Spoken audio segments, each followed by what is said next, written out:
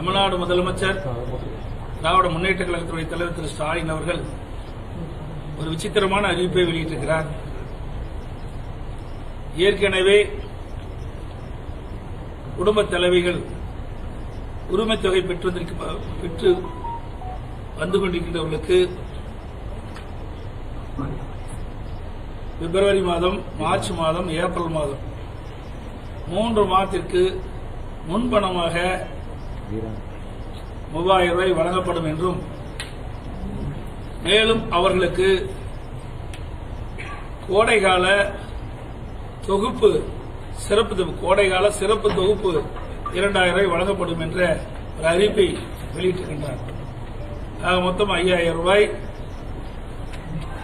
அவர்களுக்கு வழங்கப்படும் என்ற அறிவிப்பை அறிவித்து இன்றைய தினமே அது வழங்கப்பட்டதாக செய்தி வந்துள்ளது.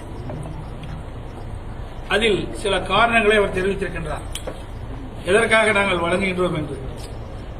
அதில் எங்களையும் மத்திய அரசையும் குறிப்பிட்டு சொல்லியிருக்கிறார். தேர்தல் சட்டமன்ற தேர்தல் வருகின்ற காரணத்தினால் இந்த சட்டமன்ற தேர்தலை காரணம் காட்டி இந்த உரிமைத் தொகையை நிறுத்தி விடுவார்கள் என்றும் குறிப்பிட்டிருக்கின்றார். இது வடிகட்டிய பொய். ஏற்கனவே 2024ஆம் ஆண்டு நாடாளுமன்ற தேர்தல் நடந்தது. அந்த நாடாளுமன்ற தேர்தலில் உரிமைத் தொகை பெற்று வந்த குடும்பத் தலைவர்கள் அனைவருக்குமே அந்த உரிமைத் தொகை வழங்கப்பட்டது. தேர்தல் நேரத்திலே, நாடாளுமன்ற தேர்தல் நேரத்தில். அப்படி இருக்கின்ற பொழுது எப்படி இதை நிறுத்த முடியும்?